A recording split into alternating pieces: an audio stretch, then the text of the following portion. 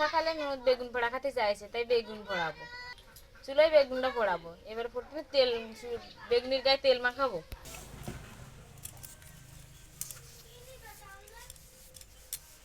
বেগুনির গায়ে ভালো করে তেল মাখায় নিতে হবে, তাহলে বেগুনটা ভালো পোড়ানি হয়।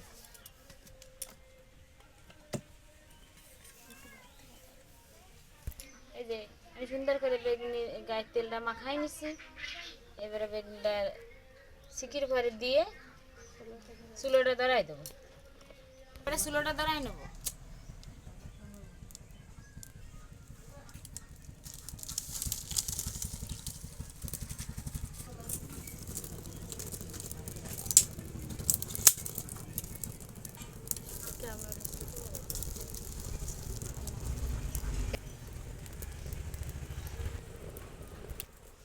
বন্ধুরা, শিখে সকালে যে বেগুন পোড়া খাইতে এত মজা।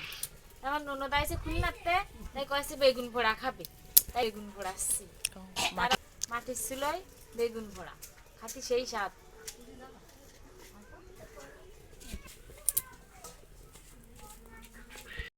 বেগুনের ওই ফাঁস পোড়ানো হয়ে গেছে, এবার এই ফাঁস পাল্টাই দেবো। এই দেন, এই ফাঁস কি সুন্দর পোড়ানো হয়ে গেছে।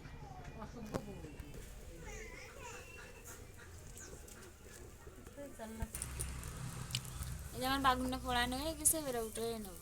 এই দেন কি সুন্দর পোড়ানো হয়ে গেছে। এরকম করে বেগুনটা পোড়া নিতে হবে।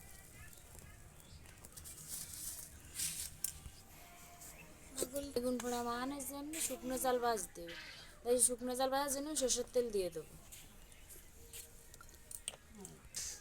এই যে জাল কটা ভেজে নেব।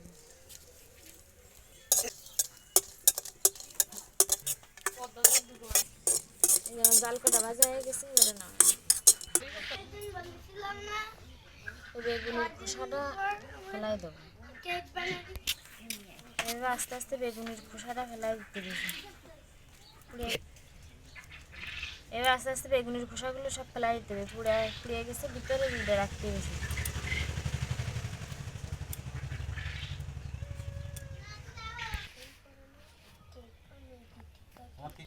এই দেন সব খোসাগুলো আমি ফেলাই দিচ্ছি।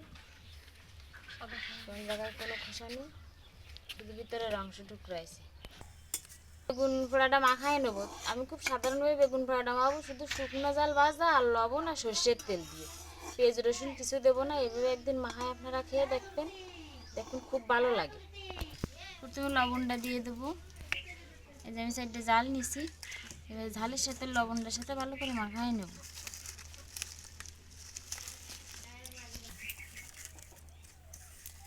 জাল আর লবণটা আমার ভালো করে মাখানো হয়ে গেছে, বেগুনটা দিয়ে দেবো।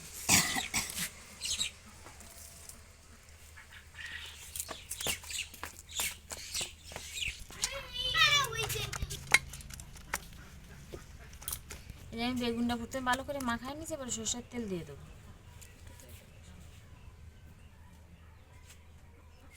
এর পরিমাণটা একটু বেশি করে দেবেন বেগুন ভর্তার মধ্যে, তাহলে ভালো লাগবে।